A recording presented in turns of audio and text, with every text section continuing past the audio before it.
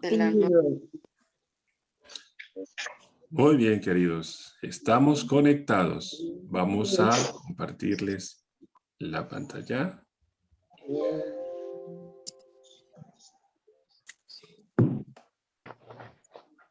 Esta es la necesidad que tenemos. Señor, transfórmame. ¿Cierto?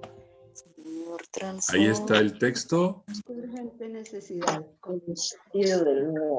Revestidos del nuevo hombre, conforme a la imagen del que lo creó, se va transformando hasta el conocimiento de él.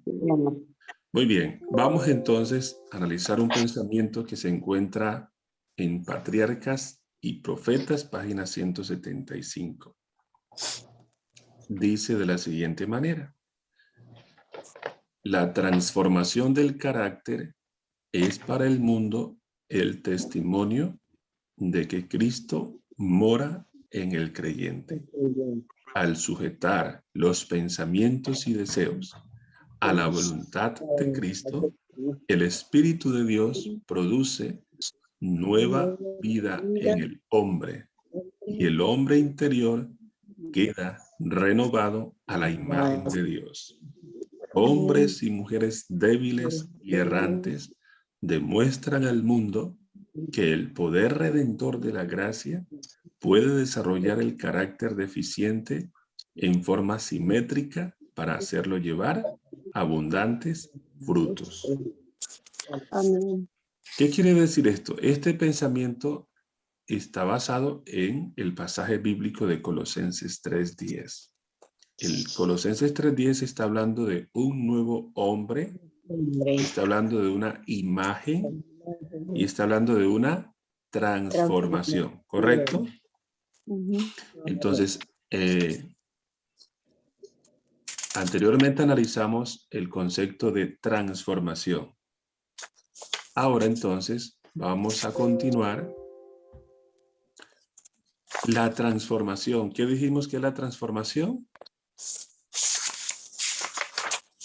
Una renovación. A ver, el concepto de Una transformación. renovación. Una Venía de obra la carácter. palabra- Venía de la palabra metanoeo, Metamorfosis. metamorfosis. Cambio de Correcto. vida.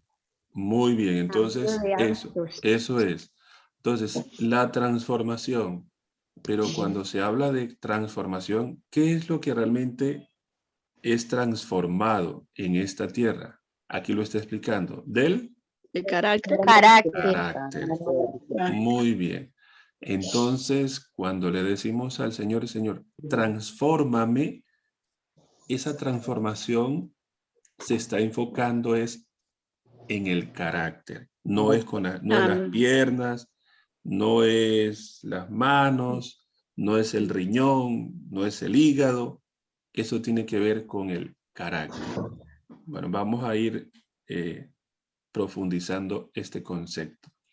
Entonces, la transformación, la metamorfosis del carácter es para el mundo el testimonio de que Cristo mora En nosotros. en el creyente.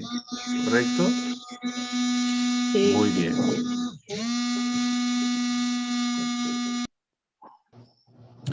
Quiero pedirles que estén muy conectaditos con el audio para que no nos interfiera porque el tema está siendo grabado. ¿Ok? Dice entonces la transformación del carácter. Dice, es para el mundo el testimonio de que Cristo mora en el creyente. Ahora dice, al sujetar los pensamientos y deseos a la voluntad de Cristo, el Espíritu de Dios produce nueva vida en el hombre y el hombre interior queda renovado a la imagen de Dios. Entonces,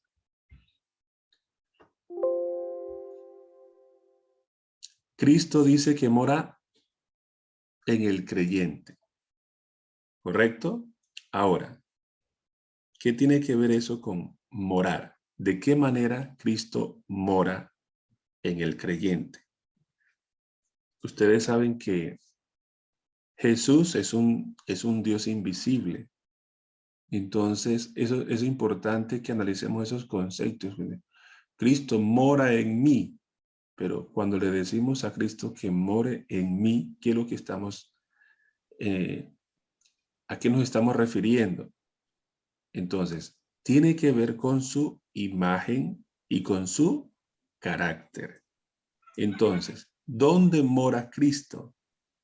Cuando le decimos Cristo mora en mí, ¿cuál es ese lugar donde Él mora? La respuesta es El corazón, la En la mente. mente. la mente, el corazón, La sí. mente. Así que vamos, este es un tema que hay que irlo analizando paso a paso, lentamente, para que lo podamos asimilar de la mejor forma. Ahora, Cristo mora en el creyente. ¿Dónde específicamente? En la mente. En la mente. Entonces, ¿cómo Él habita en la mente? Su imagen. ¿Pero qué quiere decir eso? Ahora, vamos a analizar ese concepto de imagen. ¿Listo? Imagen viene del griego eiko, que significa semejanza, parecido, representación. Veamos dos textos bíblicos, Romanos 8, 29 y Primera de Corintios 15, 45 al 49. Analicemos el primer texto que está allí en Romanos, capítulo 8, 29. Romanos 8, 29 dice: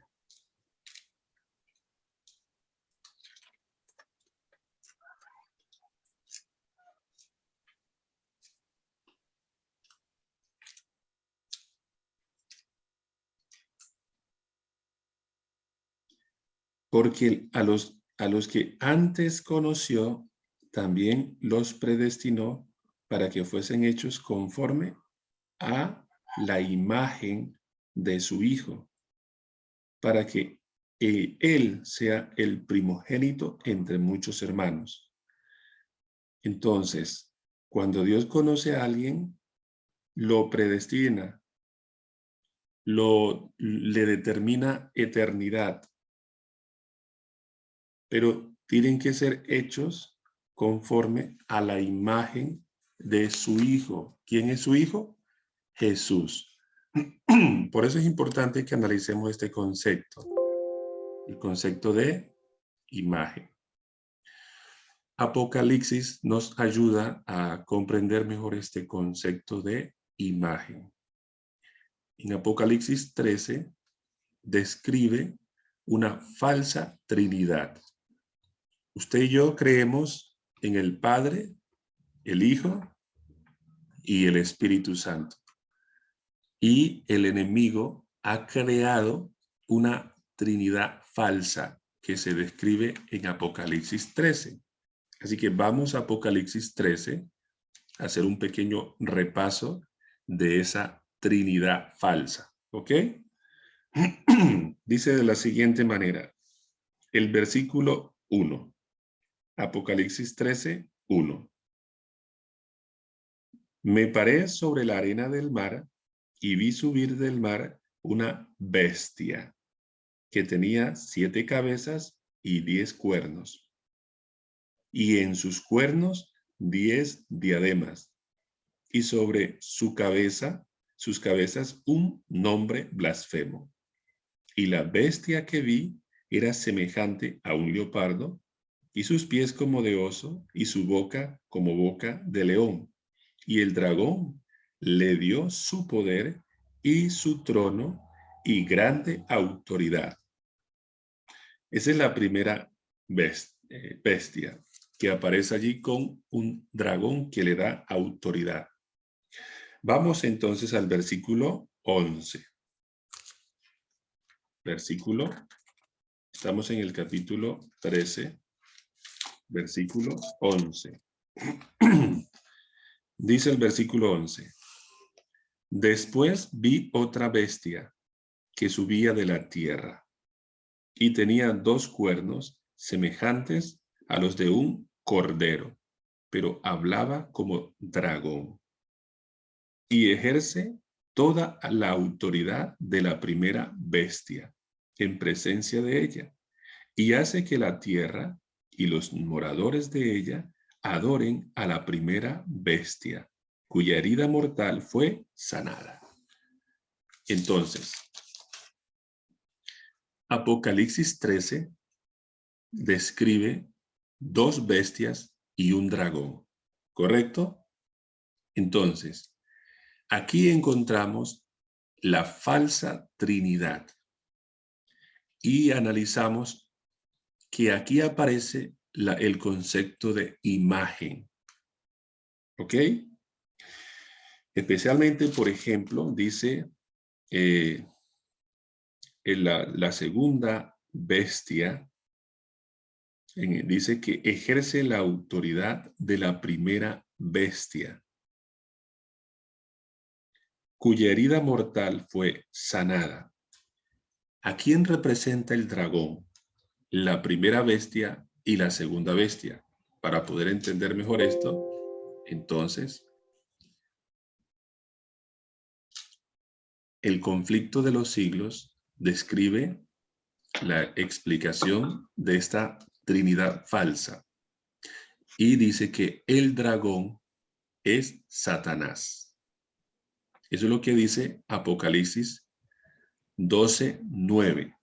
¿Estamos claros hasta ahí? Sí, señor. Bueno, entonces Apocalipsis 12:9 nos dice, y fue lanzado fuera el gran, ¿qué dice? Dragón. Dragón. La serpiente antigua. La serpiente antigua. ¿Y cómo se llama? Diablo y Satanás. Diablo y Satanás. Por lo tanto, el dragón, según esta profecía, es Satanás y además representa a la Roma pagana. Porque ustedes analizan que el dragón utiliza a la Roma pagana. Como el dragón que trató de destruir a Cristo cuando nació. En dicho capítulo vemos que el dragón es Satanás, así que si bien el dragón representa primero a Satanás en sentido derivado, es un símbolo de la Roma pagana. Así que ya tenemos bien claro a quién representa el dragón, ¿verdad? Representa a Satanás y a la Roma pagana. Ahora, la primera bestia representa al papado. El capítulo, la página 492 del conflicto de los siglos lo explica. Se describe otra bestia parecida a un leopardo, a la cual el dragón dio su poder y su trono, grande y grande autoridad. Este símbolo, como lo han creído la mayoría de los protestantes, representa al papado, el cual heredó el poder y la autoridad del antiguo imperio romano. Entonces, de una manera más práctica, Apocalipsis está describiendo, usted analiza, por ejemplo, el capítulo 13 y el versículo 2 nos dice, y la bestia que vi era semejante a un leopardo, y sus pies como de oso, y su boca como boca de león. Es decir, esta bestia reúne los anteriores imperios. Describe ese símbolo que estamos hablando de Babilonia, estamos hablando de Medo-Persia, estamos hablando de Grecia, esos 3 imperios mundiales, y culmina con Roma. Entonces, el papado es como la unidad de todos estos imperios. Y esta es la primera bestia. Ahora, vamos con la segunda bestia. La segunda bestia es, dice el capítulo, con el conflicto de los siglos, la página 493, representa a los Estados Unidos.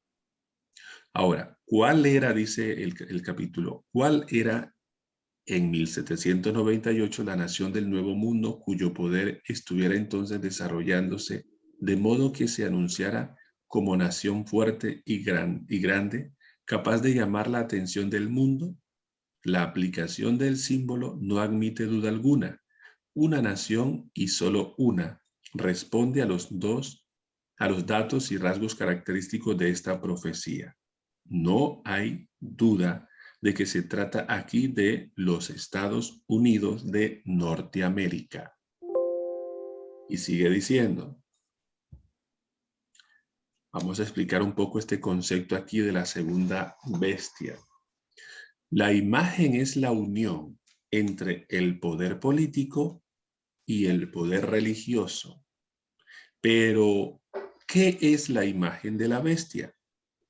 ¿Y cómo se la formará? La imagen es hecha por la bestia de 2 cuernos y es una imagen de la primera bestia.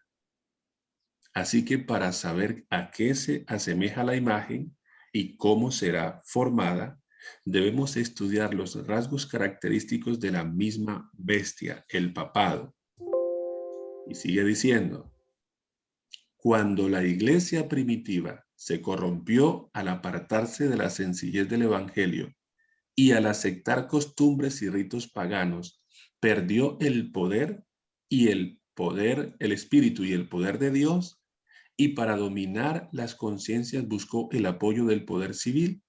El resultado fue el papado, es decir, una imagen que dominaba el poder del Estado y se servía de él para promover sus propios fines y especialmente para extirpar la herejía. Para que los Estados Unidos formen una imagen de la bestia, el poder religioso debe dominar de tal manera al gobierno civil que la autoridad del Estado sea empleada también por la Iglesia para cumplir sus fines. Entonces, queridos, aquí estamos analizando lo que significa la imagen, ¿correcto? Entonces, la segunda bestia forma una imagen, la imagen de la primera bestia. Entonces, ¿qué tenía la primera bestia? La primera bestia tenía un poder político y un poder religioso. Entonces, la imagen es el resultado de poder político y poder religioso. Cuando analizamos la historia, descubrimos que el papado tenía estos 2 elementos y por eso tenía esa capacidad de destrucción. Ellos manejaban la parte religiosa, decían que eran creyentes, que adoraban a Dios, pero también tenían ese respaldo del gobierno para destruir a todo aquel que no se sometía a sus dictámenes, a sus órdenes. Entonces, la segunda bestia va a desarrollar esa imagen. Entonces, imagen no es lo que normalmente uno ve allí, la fotografía en asuntos bíblicos, es una conjugación entre 2 elementos. ¿Vamos bien hasta allí, mis queridos? Entonces, volviendo acá atrás, Sí, señor. volviendo atrás, aquí está diciendo, dice, y el hombre interior queda renovado a la imagen de Dios. La imagen de Dios. Quiere decir que aquí se describe una imagen divina e inicialmente acá vamos a describir una imagen humana. Así como hay una imagen para describir el paganismo o el satanismo, podemos entonces identificar una imagen humana y una imagen divina. Ahora, el concepto aquí de imagen humana. dice aquí, la transformación, la metamorfosis del carácter es para el mundo el testimonio de que Cristo mora. Ahora, ya lo analizamos. ¿Dónde mora? Dice, en la mente del creyente. Ahora aquí viene la parte de la imagen humana y dice, al sujetar los pensamientos y deseos a la voluntad de Cristo. Entonces, imagen en el concepto humano es la unidad entre pensamientos y deseos. Los pensamientos y deseos llevan a un comportamiento.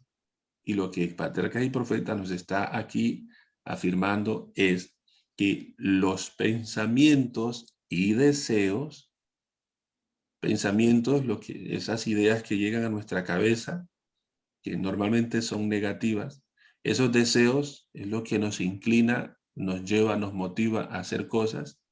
Esa unidad entre pensamientos y deseos, que hay veces no son para nada bueno, debe de someterse a la voluntad de Cristo.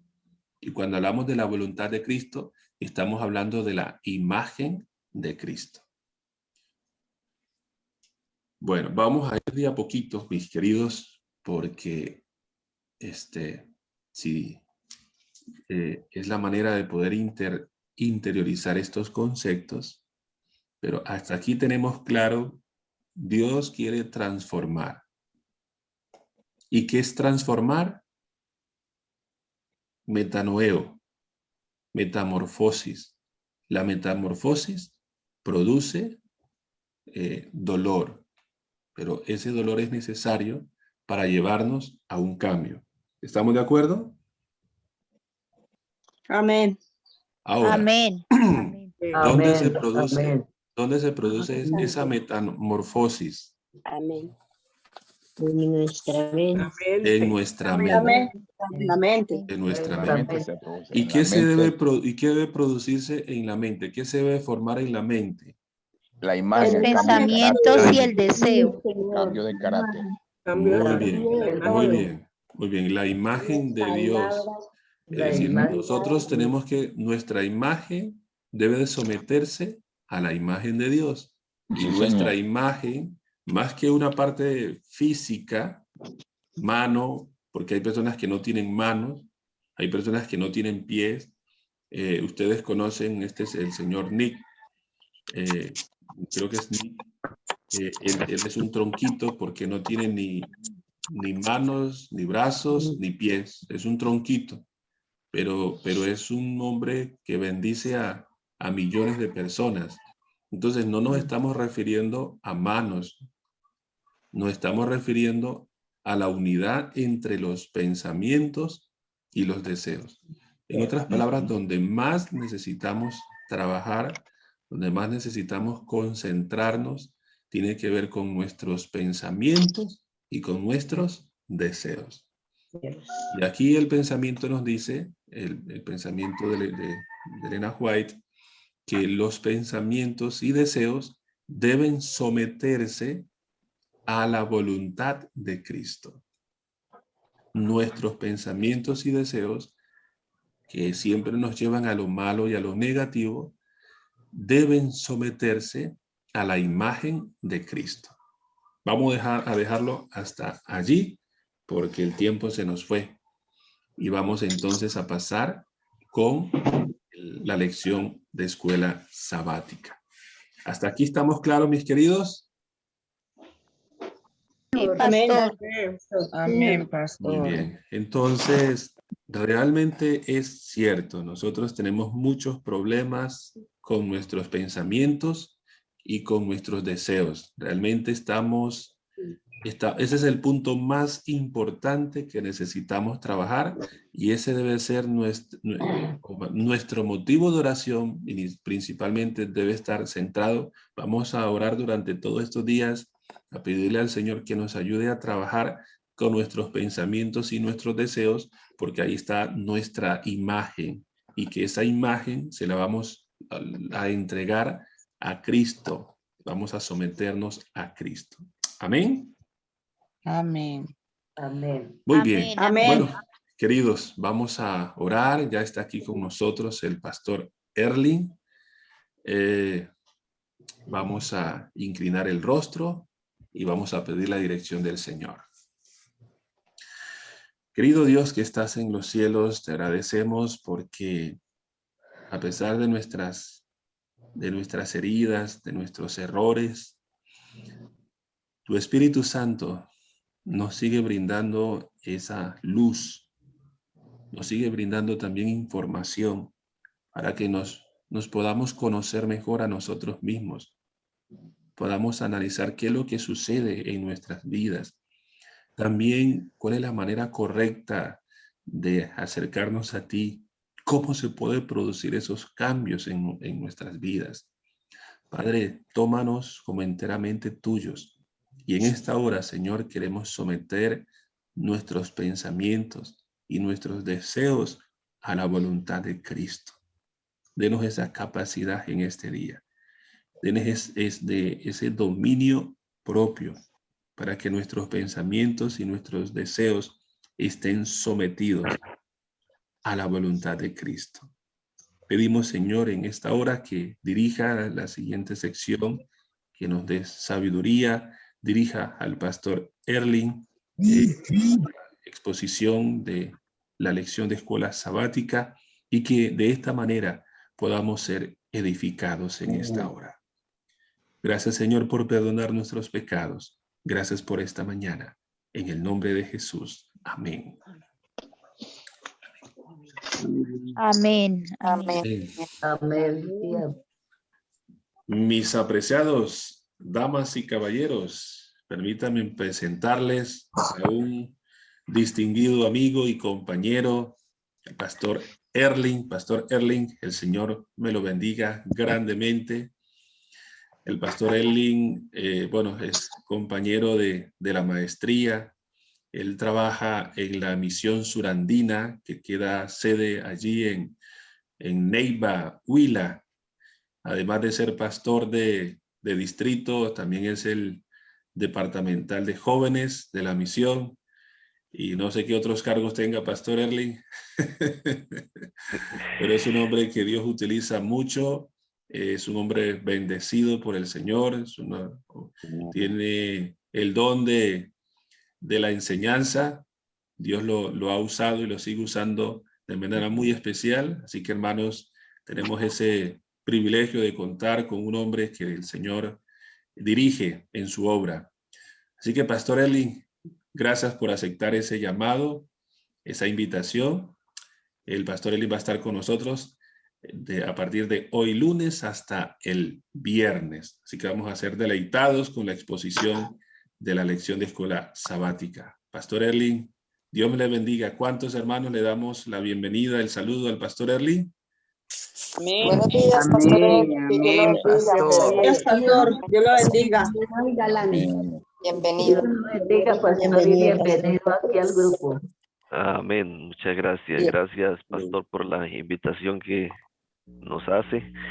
Bueno, actualmente sí estoy laborando aquí cerca de Neiva, en Algeciras, Huila. Sí estuve colaborando durante 6 años en el Ministerio Juvenil.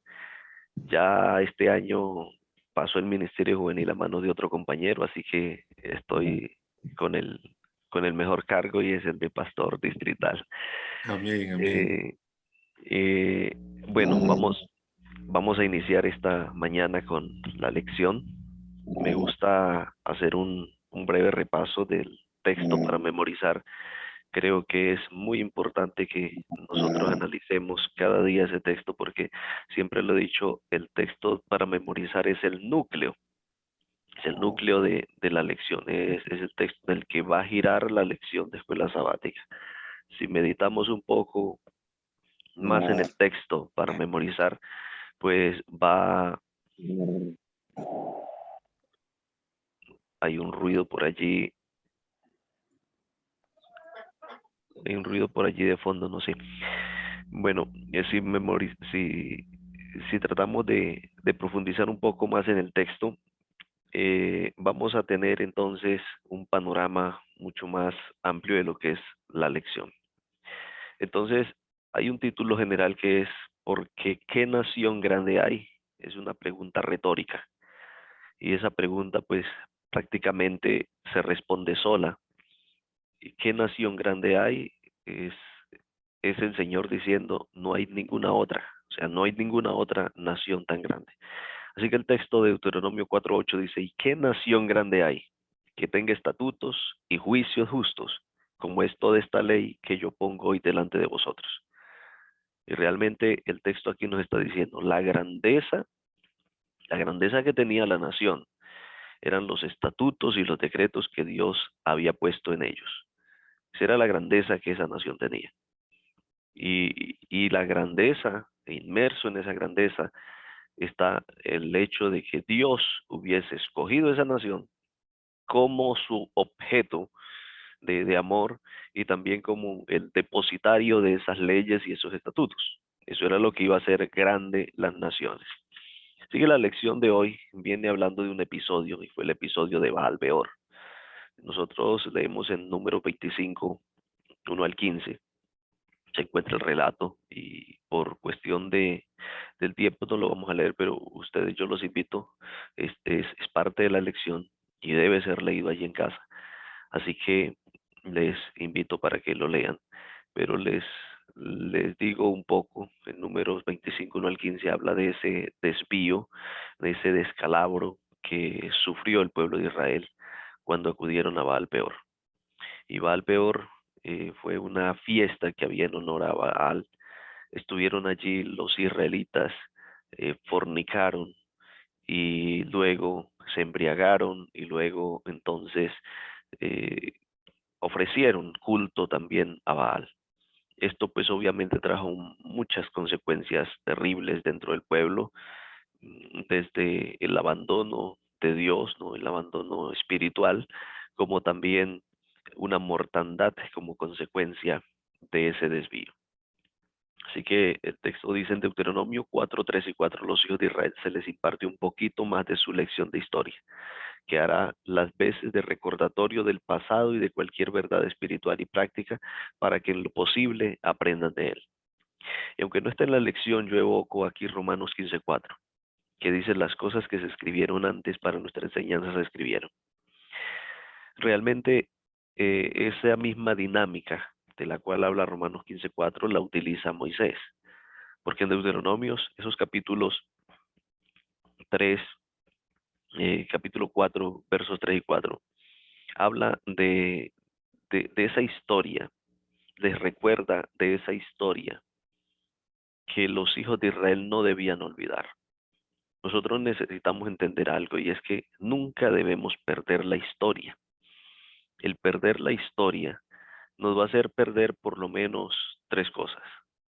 La primera es perder la oportunidad de recordar aquellos errores para no volverlos a cometer.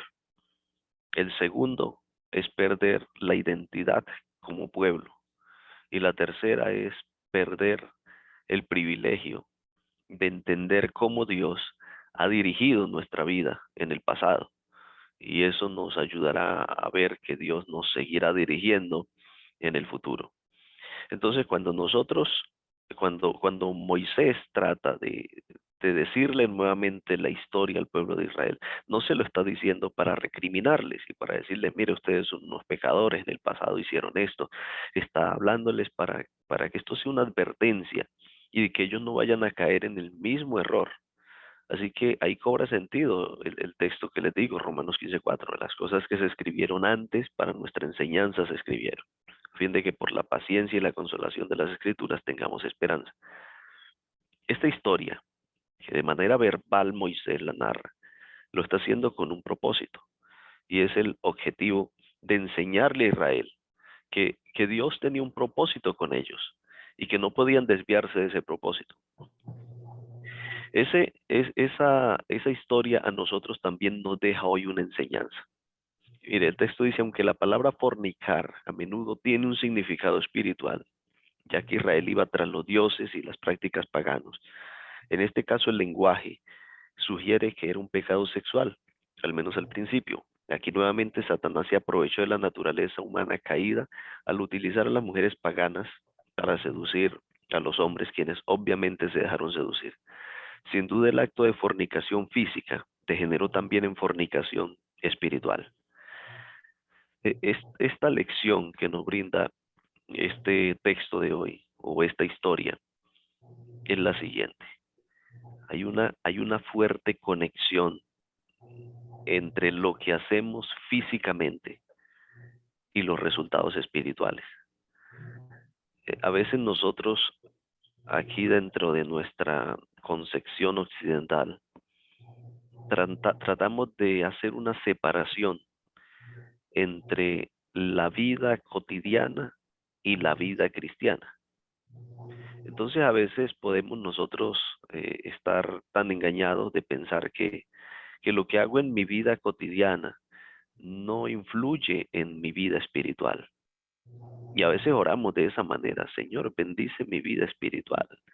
Y aunque la vida cotidiana está mal, pensamos que puede haber una bendición espiritual con una vida cotidiana mal. Y el texto, la lección de hoy nos está diciendo, no, la vida cotidiana, la cotidianidad, la vida, lo que hacemos nosotros, tiene un resultado, tiene una conexión tan plena en lo que nosotros, en lo que es nuestra vida espiritual. Los israelitas iniciaron con fornicación física, con fornicación literal. Esta fornicación literal los llevó entonces a postrarse ante los dioses paganos. Y pues obviamente los resultados espirituales fueron desastrosos, su mente se nubló.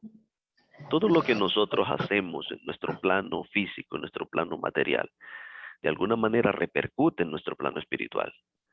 Y en eso tenemos, o esa lección tenemos que aprenderla nosotros hoy. Porque cualquier cosa, cualquier decisión que nosotros tomamos en el diario vivir, nos ayuda a crecer espiritualmente o a decrecer espiritualmente. Nos lleva a estar más cerca de Dios o nos lleva a estar más alejados de Dios. Decisiones en el trabajo, decisiones en el colegio, decisiones en la universidad, decisiones en la casa, decisiones en la calle. Todo lo que nosotros hacemos o decidimos está íntimamente ligado. Y por eso dice aquí, al endurecer la conciencia con el primer pecado, el físico, estaban listos para caer en el último, el espiritual, que debió haber sido el objetivo final de Satanás. Se habían degradado tanto que, según el pasaje, un hombre llevó a su mujer madianita directamente al campamento, justo delante de Moisés y del pueblo, que lloraba fuera del tabernáculo. Cada decisión que tomamos en contravía de la palabra del Señor, pues nos lleva a nosotros a estar listos para cometer pecados espirituales mayores. Y termina con una pregunta de reflexión la lección de hoy. Nuestra mente y nuestro cuerpo están íntimamente relacionados. Mire, no dice están relacionados, están íntimamente relacionados. Y algo que está íntimamente relacionado quiere decir es que hay unas consecuencias directas entre una cosa y otra. Lo que afecta a uno, afecta a otro. Y yo le digo a veces a algunos hermanos, el machucón de un dedo es espiritual. Porque cuando usted se machuca un dedo, o sale su parte carnal, o sale su parte espiritual. Y a veces pensamos que son cosas el diario vivir son cosas tan pequeñas que nos pasan y que nada tiene que ver con nuestra espiritualidad. Pensamos, no, una cosa es la iglesia, lo espiritual es lo que hacemos cuando estamos en la iglesia, lo que hacemos cuando estamos en el culto. Entonces, terminó mi culto personal, terminó mi reunión de Zoom y ya nos dedicamos a lo secular, nada tiene que ver con lo espiritual. No, todo es espiritual, todo es espiritual. Cada decisión que tomamos influye en el plano espiritual. Así que entonces dice, ¿qué podemos aprender de esta historia sobre lo peligrosa que nos puede resultar la indulgencia desde una perspectiva espiritual? Claro, cuando nosotros congeniamos con asuntos pecaminosos, acariciamos asuntos pecaminosos, pues nos resulta peligroso. Porque por más que a veces queremos nosotros crecer en el conocimiento del Señor, por más que nosotros queremos ser fieles al Señor, pues cuando hacemos cositas por allí, tomamos decisiones por allí que no están bien, que no están en concordancia con la palabra del Señor, pues eso influye directamente en el desastre de nuestra vida espiritual. Así que, apreciados hermanos, esta es una de las lecciones que nos deja hoy la historia de Baal Peor. Yo les invito para que en casa puedan leer esta historia, meditar en ella y entonces aprovechar mucho más la lección de escuela sabática de hoy. Gracias por este espacio. Es corto, pero bastante aleccionador para nuestra vida. Pastor, gracias. Pastor Erling, muchas gracias por compartirnos la lección. Excelente. Muy al punto, preciso, macizo, conciso. Así que, bueno, Pastor Erling, si es tan amable, nos despide en una oración. Ok, oremos. Señor, te agradecemos por esta mañana. Gracias por cada lección que nos das.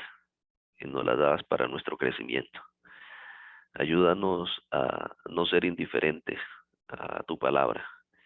No ser indiferente a estas lecciones. Ayúdanos a apartar tiempo para que podamos meditar en ella, analizar nuestra vida a la luz de lo que estamos estudiando. Danos hoy un buen día, dirigido por ti, protegido por ti, en el nombre de Jesús. Amén. Amén.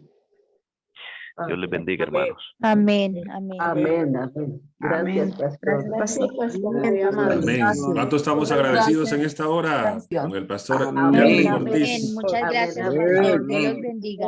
Gracias, pastor. Muy amable. Ya ustedes están viendo el calibre, queridos, así que no se pierda. Esta semanita está muy buena, muy poderosa. Invitemos a nuestros amigos, familiares para que se conecten y juntos podamos disfrutar del estudio de la lección de escuela sabática. Pastor Erling, que el Señor me lo siga guiando poderosamente. Ya en unos segunditos seguiremos los dos conectados allí con las clases. Y nos vemos mañana aquí en esta plataforma, Pastor. Dios les bendiga. Mis queridos hermanos, esto ha sido todo por hoy.